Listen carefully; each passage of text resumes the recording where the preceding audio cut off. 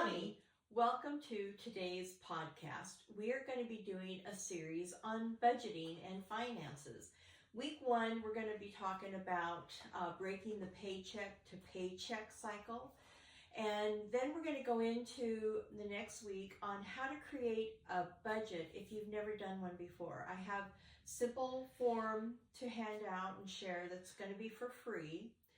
And then week 3, we're going to go into living debt-free, how to go about doing that, the benefits of it. And then week 4, we're going to talk about mistakes to avoid based on your age. Whether you're in your 20s, there's certain mistakes that are common. If you're in your 30s, 70 and beyond, we're just going to be talking about that, and that should be kind of fun and interesting. So let's dive into it, because I think we might have quite a bit to go through. Okay. And this is my wheelhouse, and Amy's going to support me through it. I'm very proud of Lonnie. This is a growth mindset example for you guys. Lonnie, as we've said, she's a wealth of knowledge and experience, but this is the first time she's really stepped out to say, okay, I've got this one. Yeah, it makes me nervous, and but she really does have it, so silently send her a cheer and show us what you got, Lonnie. I'm excited. All right.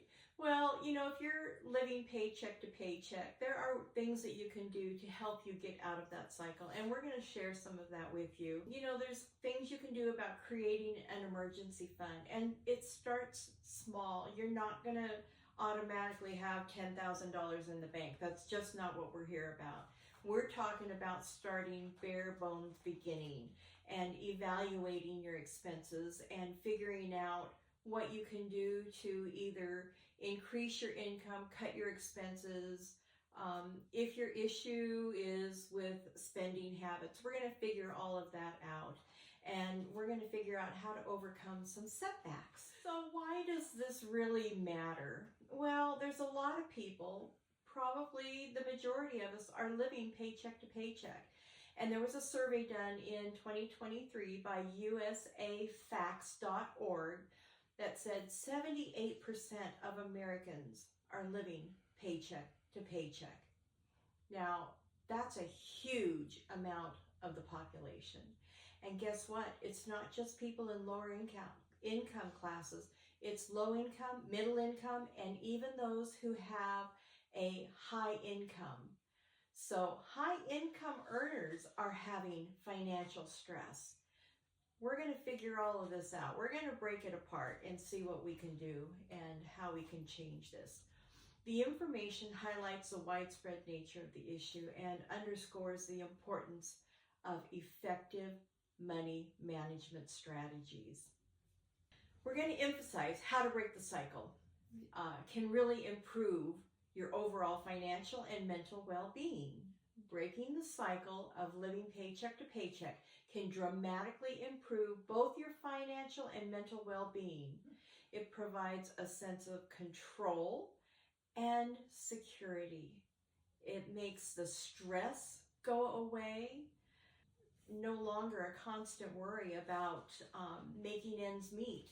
You can start by building your emergency fund, and you can start by doing that with $5. $5 a month is a beginning if you've not done this before. If you can do $10, that would be fabulous. We're going to talk about how are you going to pay off debt. If you have a lot of credit cards, a lot of credit card debt, how are you going to get rid of those? Plan for future goals. If you want to take a vacation to Europe, or if you want to take a vacation to a national park. Those are expensive, whether it's here in the U.S. or abroad. It's expensive to do these things, and we're going to show you how you can save for those events. And all of this will eventually reduce your financial stress and make it more fun. Well, budgeting to a lot of people is stressful, but it really can be fun, especially when you are meeting your goals and it's allowing you the financial freedom to do the things that you would really like to do.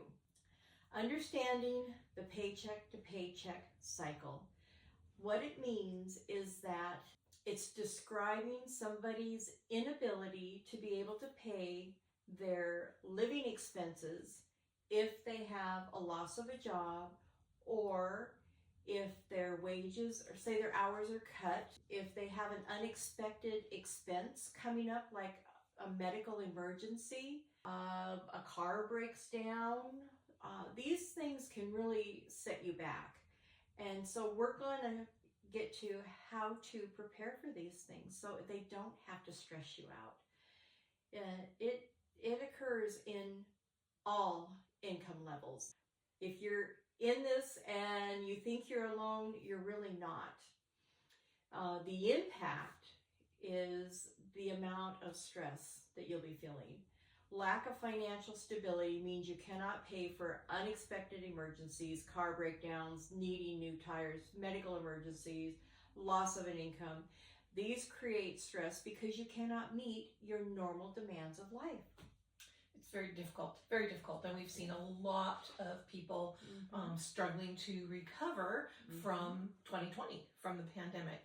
It's a huge issue right now. Well, and there's still a lot of major cutbacks going on in these big corporations. I mean, we hear about them from Silicon Valley going on all the time, and people's lives are being affected. Your wages could go stagnant, your living cost is rising. I know with me, I'm on Social Security, and it's going to go up maybe 2.5%, but guess what? My insurance is going up 30%. Go figure. So I have to relook at my own budget and figure out how I'm going to work this out and be able to make my ends still meet. There's like limited savings. That can be stressful because you've only got so much for these emergencies that come up. Really building a savings is going to be the beginning of starting to relieve your financial stress and be prepared for emergencies. So how do you create an emergency fund? What is an emergency fund? Well, I actually have two. Yeah, I've been doing this for a good 15 years now, and I've fallen into I went complicated because I have Excel experience and different things, and I went really complicated. It was way too much, and I narrowed it down to a really simple process. It doesn't take a whole lot of time, but it does take time. But I can now review my budget, and I can see what it is that maybe I need to change, where I can cut, what I can do to help increase my income. You don't want to be living credit card for your living expenses. That would be a red flag. That's where you're in trouble. So we're here to get you out of that and help you to be able to get credit cards paid off, loans paid off, to be able to live debt-free. You will need to have credit cards because you can't get credit if you need it if you don't have some kind of credit background. We're going to help you create a safety net. Best thing to do, and this is what I do, I have directly from where my main money goes, I have money go to an emergency fund, to a different bank that is a pain in the butt to go to, but I don't touch that money ever. This is for if I were to lose all my income coming in tomorrow, at least I have 3 months of living expenses so I can figure out what I'm going to do next. That is a real peace of mind. I don't touch that under any circumstance. Then I have another one that is my emergency fund, but it's tied to my play money. So that fund I will actually use, I need new tires for the car. I want to take this trip and go there. And I figure out how much money I have in that account, and I leave a buffer. So let's say I want to go to New York. That play emergency fund, I would figure out how much that's going to cost and what's that going to leave in that account. Because I don't want to go below a certain level. Because if I do, then I don't have money for tires. I don't have money if my water heater goes out. I don't have money if the car breaks down. In fact, I have to go get it fixed. Have an appointment on Monday. So, these are things to do. The way to start, and I'm sharing this with you because I've been at the bottom, and I'll share that later on down the road. But start with $5. If that's all you can afford, start with $5. If you're able to go 10, do $10. But what you're going to find is as it builds up, these emergencies that come up, you're going to have that little bit of money that's going to help take away some of that stress that you're going to be feeling. Because maybe you've only saved up $200 and oh my gosh, we need to get the tires on the car. They're bald. So guess what? You got that money to help pay for those tires. And it's going to be that way for a while because it takes a process to get out from behind debt. And it's done in baby steps to do it correctly. It doesn't happen overnight. All I can say really is start saving now, even the smallest amount. If you have it automatically taken from your account, it doesn't hurt as bad. So that's where I would begin. Money is very stressful.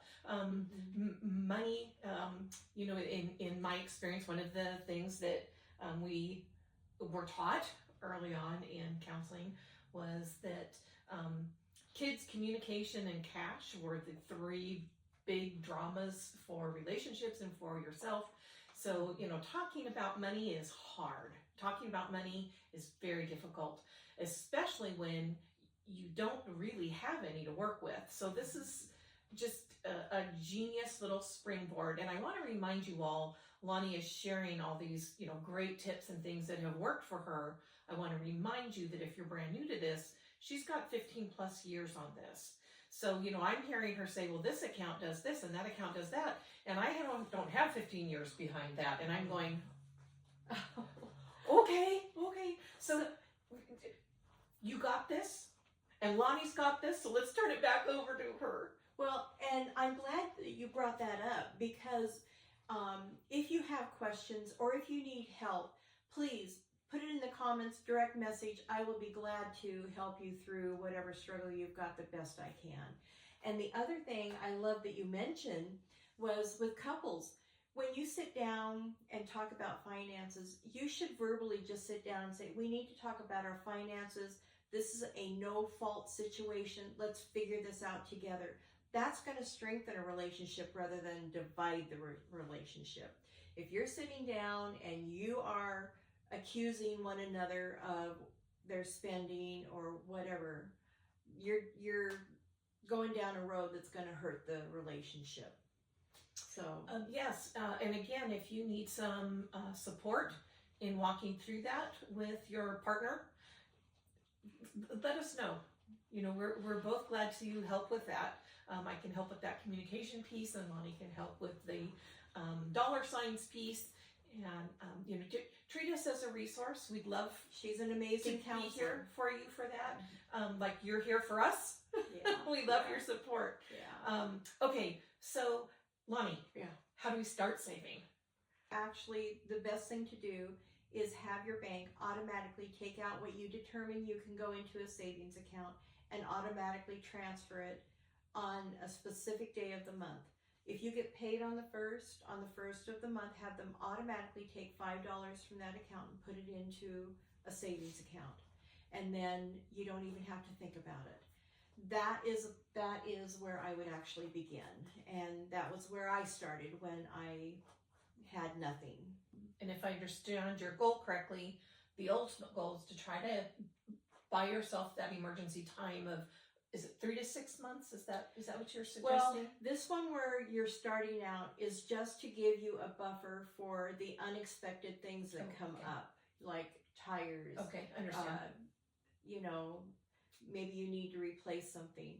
Now, you've got to start by building this first emergency fund before you can actually get on to the next one. Once you get that habit going, you're going to get excited about it. And then you'll be able to actually start doing more because you're going to learn more about your budget. You're going to learn more about your spending habits.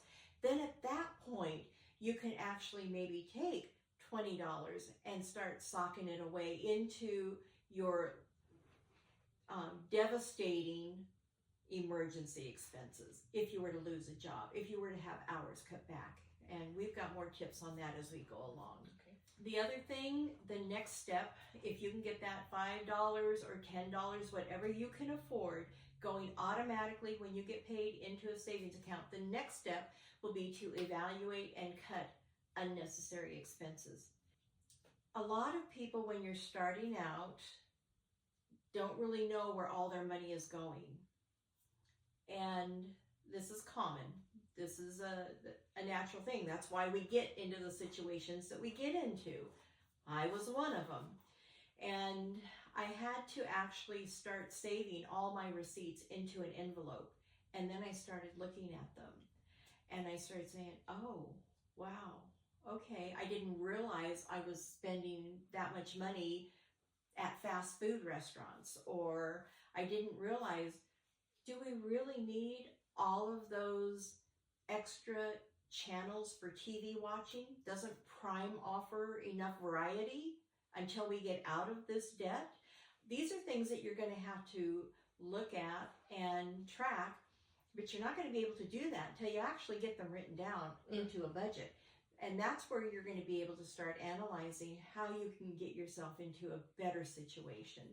You need to track your expenses on a monthly basis and start discussing and how to start a budget. We'll do that next week. You'll be able to identify areas where you can cut back, things you can reduce. Do you need all the subscriptions you've got, dining out, excess shopping? I do want to discuss here the difference between a need and a want. Very good. A need you require for survival. Roof over your head, clothes on your back, food in your belly. Utilities go along with that. So there are things that you can do, cut back according to your needs so you can start savings and being able to move forward. Now, a want is totally different. I want to watch the Disney Channel. Do I need it? Absolutely not. Boy, I want those Jimmy Choo shoes. Do I need it? No. And I'm looking at, I need a new car. Okay, when am I going to get it? I don't want to get it in December when there's Christmas, because your registration and your insurance comes due all at the same time. So my mind is thinking all of this through. And then I'm thinking, do I want to buy a new car at my age? I mean, I'm 70 plus. And I'm thinking, well, I don't know how many years I have left. Would it be wiser to lease a car? So again, I know that this is coming up. I've been able to recognize it. I don't have the financial stress. So I'm able to identify what my need is going to be. And then I'm able to think through the process on how is it going to affect me? What do I need to take into consideration? Like I shared, there's months I don't want to buy a car when I'm going to have to pay taxes. I don't want to buy a car when I've got Christmas expenses, you know. So, and these things you'll be able to do a lot easier once you get on your budget. Once you kind of get the flow of how it's working, it starts to fall into place. And that's where I say it starts to become fun because there's no stress to it. You can plan and you can be successful at what it is you want to do. That was a lot, huh? It was a lot. It was a lot. So the summary is figure out how to do some savings. Correct. Figure out what I'm spending now. Correct. Identify the difference between what I need to be spending on. Right. Kind of ignoring the wants for now. Yes. And enjoying some of the reduced stress that's going to come with those first steps. Absolutely. You nailed it. Good. Woo! Good girl. Because you nailed it. Well, if you are liking what we have shared so far, if you would subscribe if you're new to the channel, and if you've been watching for a while, if you'd hit the like button and the notification bell, it would really help us know that we're bringing you content that you find valuable. And if you are wanting a topic for us to cover, if you would send us that either in the comment or by email, we would love to do the research for you and bring it back. So, the last half of this, we're going to talk about 2 reasons why people are in debt.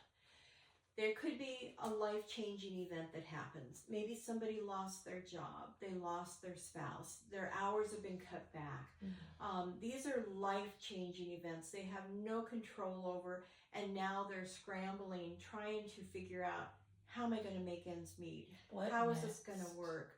Yeah, what next? The other reason would be spending habits. Spending habits are that you have no budget, no knowledge of your income and expenses, you don't have any planning, you're just willy-nilly going about life spending money here and there and can't ever figure out why you never have any money. Those two things are important to know, because based on what those two things are going to determine what you do next. Okay. So if you need to increase your income, there are things that you can do, what they call side hustles, or things that you can do that would stretch your income.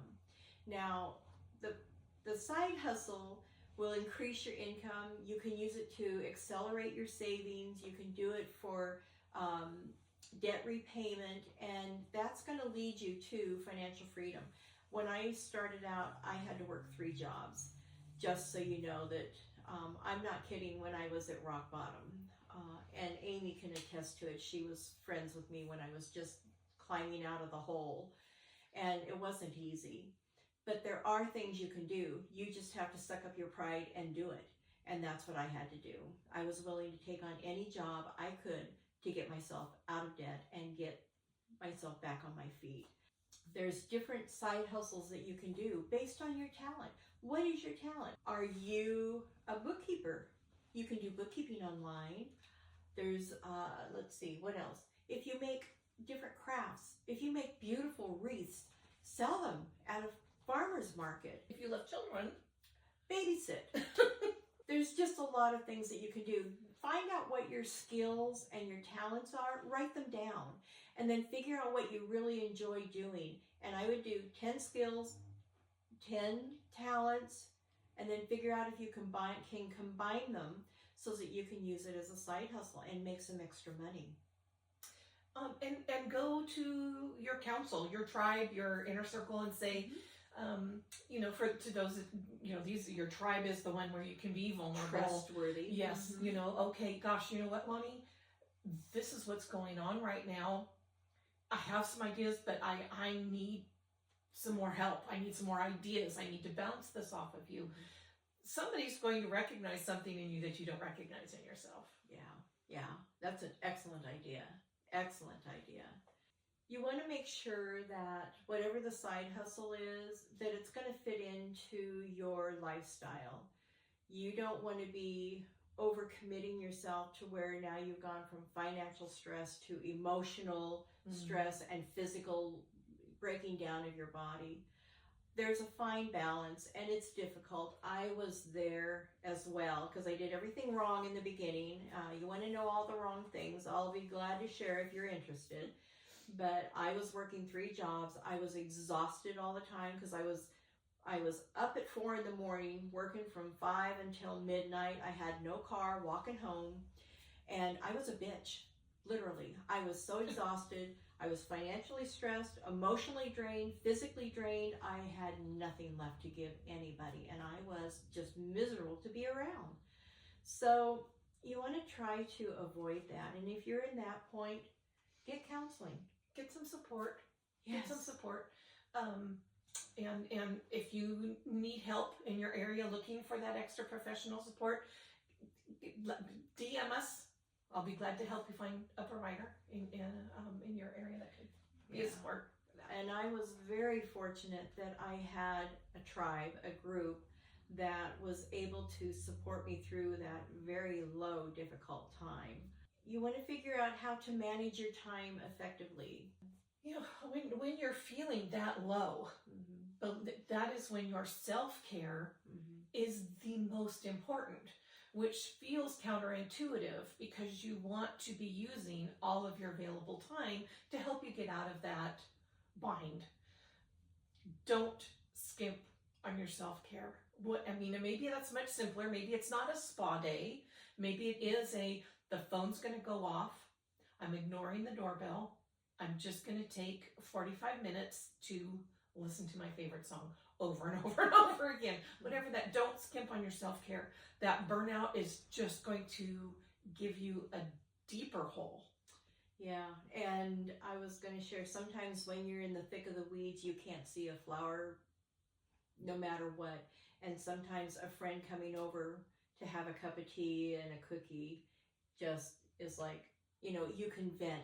And you know, that really helped me a lot, because my friends allowed me to vent over and over and over again, and didn't complain about me venting over and over and over again. So I recently read an article. I can't remember the author. If you have read it too, put the citation in the comments, please. But the article was, do you have 8 minutes? This author had written that there was a study that said if you had the opportunity to just have 8 minutes to vent, discuss, sit with somebody else, and one expression I heard was puke in their pocket, what's going on, that's enough to hit a reset button. And so this author had said that it became a code for them, and they encouraged us to use that as a code. You know, Lonnie, do you have 8 minutes? That says I need some support. I need some support ASAP, and it's a quickie. I don't need an answer. I just need somewhere to go with this. Need to vent. I just need somewhere to go with this. That's clever. Thank you for sharing that. That's really clever. 8 minutes. Yeah. 8 minutes. Yeah. You know, and I love that she shared, find the clues that you can do between you so that you guys understand when you need that extra support. So, and you know, you're going to have those people in your life, I hope, that are savvy enough and trusted enough that they recognize something's up if you haven't done XYZ. There was a while when I was very active on social media, and for various reasons I wasn't. It was just time to not be.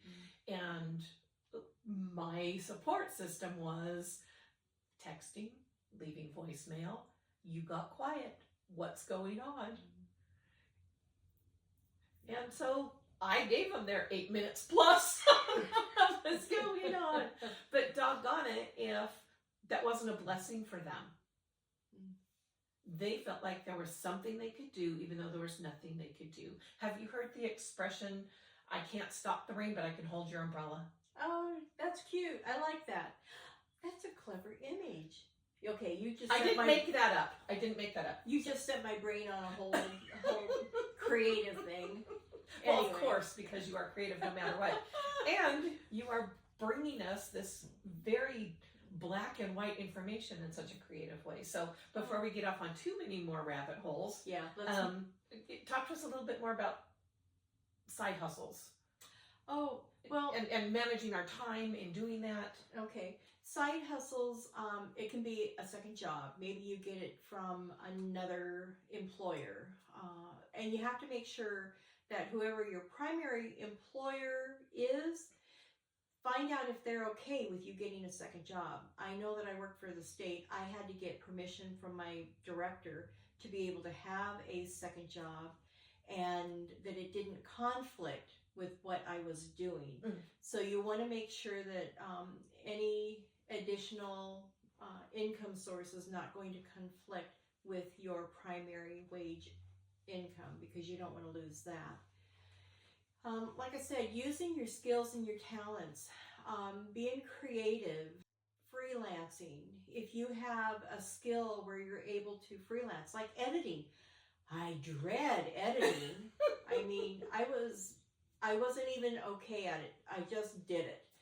So finding somebody who would freelance has been fantastic. Selling handmade items. If you like making, say you like making aprons, make aprons. Take them to your farmer's market. Take them to a craft show and sell them. Post them online, Facebook Marketplace, homemade Christmas gift ideas, aprons or whatever. There's things that you can do, canning and preserving. If you have a garden and you can can and preserve, but let me tell you, you can grow a garden if you're living in an apartment. All you need is a container. I'll share a little more of that further on down the road. Let's talk about how you can pay off debt strategically. Okay. The impact of debt on financial security is very negative. It just brings a whole stress. Sometimes it makes it hard to make good financial decisions, because when you're emotionally charged, you do not make good decisions. That's something to keep in mind, and you might want to think about having a friend talk through it with you. If there's somebody, if you living alone, have a friend help you with your budget. Your spouse, if you just are honest with your spouse and say, this really is stressful to me, but we need to do this, and I'm not quite sure how to get there. Maybe together we can do this. Again, you want to support the relationship. You don't want to tear the relationship down. Are there ways that you can talk to your credit card companies and have them reduce the interest rate that they're charging? Mm-hmm. I see you have something in your eyes you want to say. I do. When you're talking to your partner about money, and you said you don't want to tear the relationship apart, different people have different filters in relationships with money, and being aware of what that looks like. Hopefully you've been having financial discussions with this partner before this point. Because we all have different relationships with money, we're going to come at the stressors differently. There are those who like to be in control of the finances. There are those who don't. There are those who want to discuss every nuance and make sure there's an agreement or a negotiation. Be aware of what that communication looks like. And if it's starting to get stressful between the two of you when you're discussing this, be strong enough to say, I think we need to take a break. Let's go for a walk. Power of the pause. Exactly. And if the two of you go together for a walk around the block or to a park, or just take a break, have a cup of coffee, have a cup of tea, let him go out and chop some wood, take out his frustrations, Or let her go out and chop the wood and take out her frustrations. Exactly. Or maybe you both go chop the wood together and stack it together. But the point is, during that pause, it is literally a pause. Mm-hmm. No side comments, no, I just don't understand why you don't see it this way. Yeah. It's no discussion. The end of it until you sit back at the table and you're able to come at it with a fresh attitude, fresh mind, and positive. Be positive. Yes. And that is really important. And lots of compassion for each other. Yes. Because I'll tell you, if you're struggling, so is your partner. So you just need to figure it out together. And that needs to be the key. That needs to be the main focus, is to sit down and say, I want to figure this out with you. I'm struggling. I hope you're in there with me, that we can work together and figure this out and take breaks when necessary. Absolutely. Oftentimes, however we got there in when we're talking about our money, and it's fraught with tension, one person might be feeling guilty or particularly good point, angry. Be aware that if you've got someone that is feeling concerned for your level of concern, they're doubly concerned. They're more concerned than you because they're concerned for you and the situation. Mm-hmm. Just come at it with compassion. Mm-hmm. Again, money is one of the most difficult things to talk about, and especially if it's the lack of money. Be nice to yourself, be nice to each other. Okay, sorry. That's okay. No, these are really good points. And it's really important that couples know they can talk about finances, even though they're in a dire situation. You can talk about it. You can overcome it. And you can do it in a way that will bond you closer together. Let's talk about debt repayment strategies. There's two popular methods, and I actually use both of them. There's a snowball method, which means that you pay off the smallest one first. And that feels really good, and that's motivating. So I like that. If you have a small debt, you can get paid off quickly. It's going to encourage you to do more. But guess what? It frees up money so you can pay more on other debts and get them paid off faster. The other one is called an avalanche method. And that's where you take the debt with the highest interest and you start working on that one first. I kind of don't like to do that one first. Granted, it is costing you more money, but when you're in that financial stress, you need a motivating factor, and to be able to see one of your debts get paid off soon is really key. So if you have, what I have is I have a worksheet that will be supplying to you next week, and it's on your credit card or loan trackers, and it has the interest rate that you're paying on it, what the monthly payment is, when the payment is due, and what the balance is due. So you can track it along.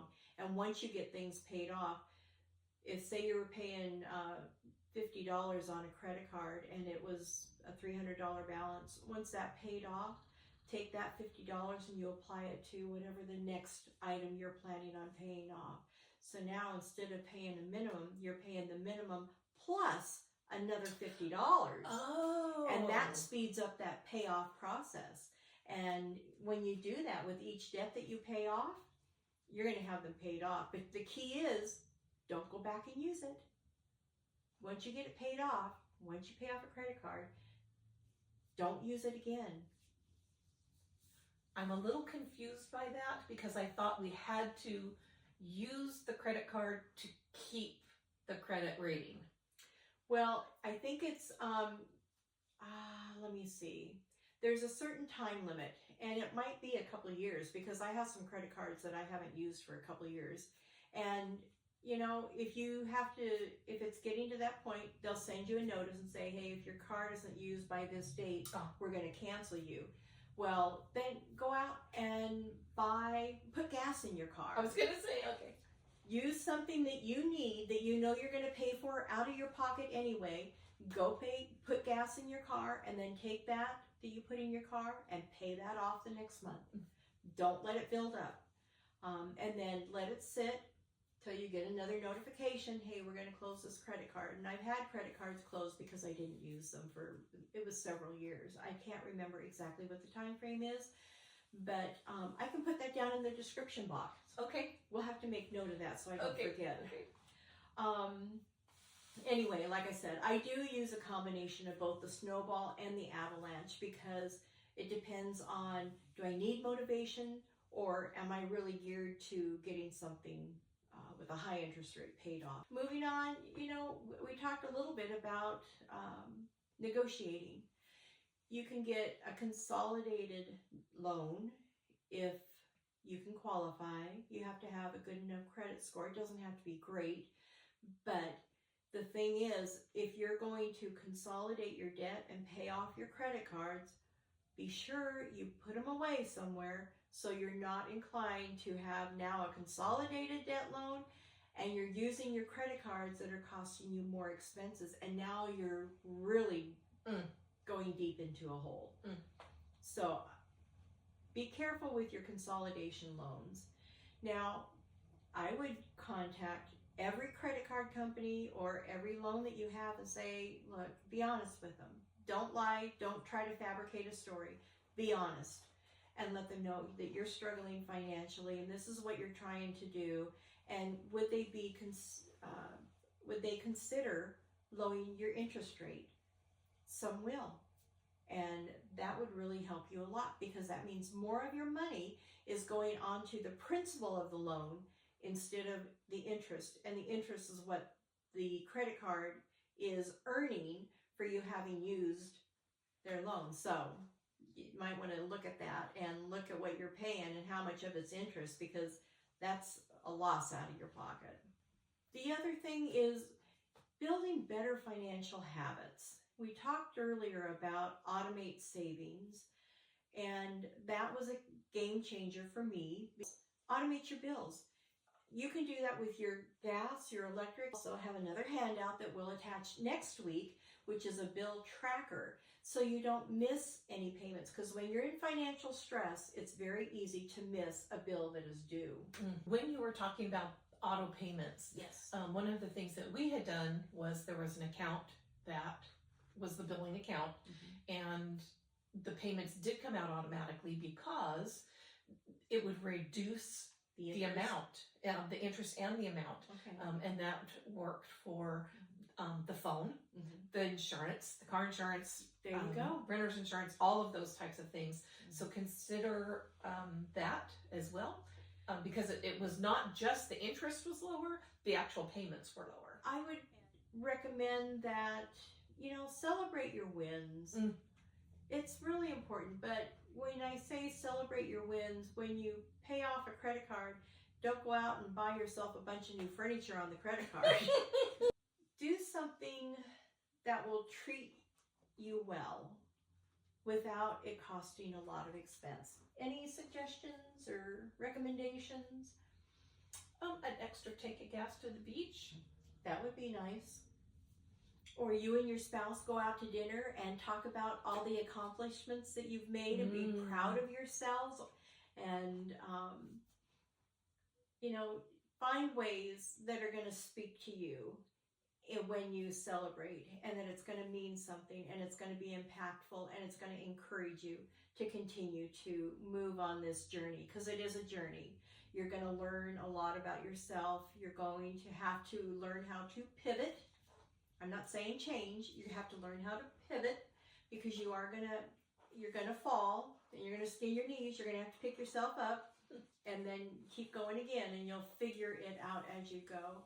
There's going to be plenty of setbacks. There's going to be ups and downs. And when you start doing your budget, when you have a setback, you can say, oh, wait a minute, I forgot about this expense.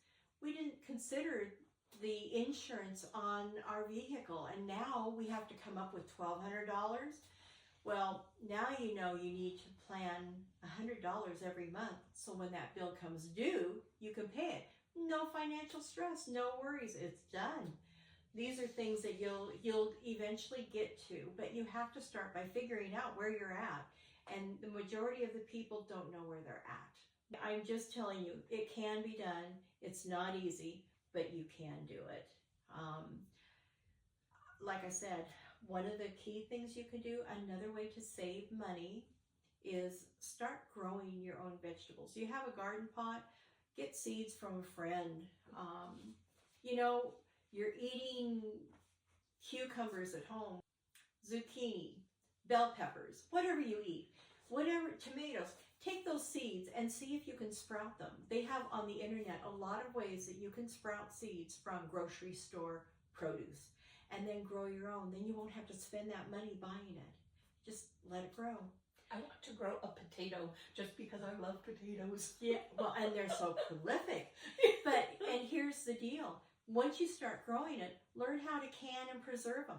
Because now, guess what? If you learn how to can and preserve, you can put all that fruit and vegetables up for wintertime. And not only that, if you happen to lose your job, your hours get cut, it's going to reduce the financial stress on your grocery bill. The other thing that I do, even now, because now it's become a habit, is during the winter, I try not to run the heater as much as possible. I try to not use it. But what I do is I put socks and shoes on during the winter, and I wear a sweater in the house. And so I can let the temperature get a little colder in the house, and that saves on my heating bill. And you'll figure out these things that you can do that will save you money, and you can incorporate it into your lifestyle. I'm sitting here, I find myself just enraptured and listening. I'm listening. And I'm sure my face has just been, oh, wow, oh, yeah. Well, thank you. You're welcome, and thank you. Thank you. Okay, bring us home, Lonnie. Okay, so here's what's important to do. Start by building your emergency fund and find out what expenses you can cut or reduce. Figure out if your issue is an income issue or if it's a spending issue, because those are handled two different ways. If it's an income issue, get a side hustle of some sort. Figure out what it is you can do to bring in extra income. If it's spending, then you might need to get some counseling. There are a lot of debt counselors, a lot. Be savvy when you're investigating that, if you choose to investigate that. Some are definitely altruistic. They want to help for the sake of helping. And some, it's their business. Yeah. So they're getting maybe a bigger cut or a bigger fee than others. So just be smart if you decide to look into debt counseling. Right. And you can on your own, but it is a struggle because you have to learn how to pivot. Change is a difficult thing. I mean, we all do it, but it's very hard. But if you have to pivot, doing these little changes at a time really start to steer you in the right direction. So I would encourage you to, if you have bad spending habits, pivot a little bit. Figure out what it is that you're doing that you could eliminate and see what you can do differently that will encourage you not to be spending that kind of money. Do start a small savings. You can do this. I know you can do this. I had to do it when I was in a very dark place, and I know that if I can do it, that you can too. And here I'm sitting in a 3-bedroom, 3-bath house when I couldn't even afford to pay my rent years ago. And you worked hard. It is hard work. It is hard work. And it took time. It did take time. It doesn't happen overnight, but you can do it. And if you need encouragement, reach out to us. We will just encourage you and help you through whatever you need to be helped through. We'll get you to the right people if we're not able to. And if you have questions or comments, please do post them. We would love to reply. So I think that pretty much covers what we've talked about. Now, like I said earlier, next week we're going to actually go into putting together a budget. And if you've never done this before, we've got the tools that are going to help you. I've created an Excel spreadsheet. The formulas are already in there. All you have to do is plug in your numbers. And then it's going to take you a while. And when we get this information to you, I suggest starting right away so you can do it throughout till the end of the year. And that way in 2025, you can start fresh with an idea of the direction you're going and what you need to do and make some major impacts in your financial goals. But not only that, you're going to find it's going to free you up from financial stress. You're going to be able to make better educated decisions. Again, like I shared earlier about the car, you'll be able to think through the processes, and there's a lot of benefits from having a budget, financial goals, and a savings. I can't say it enough. So next week is going to be actually on doing the budgets. And then the week after that, we're going to talk about how to live debt-free. That can be done. People do it all the time that have nailed these concepts down. And then after that, we're going to talk about, mistakes to avoid when you're in your 20s or 30s or 40s or 70s and beyond, which is me. And I'm learning those things because, to be honest with you, I still make mistakes. You're going to do it all the time. But it comes back to pivoting. Can you give us one little teasing example of a mistake that someone might make in their 20s or 30s? Oh, well, in your 20s, you're really not thinking about the future. So you're not preparing for retirement. I had no idea. I didn't plan for retirement until I hit my 50s. So, like I said, I've made all the mistakes.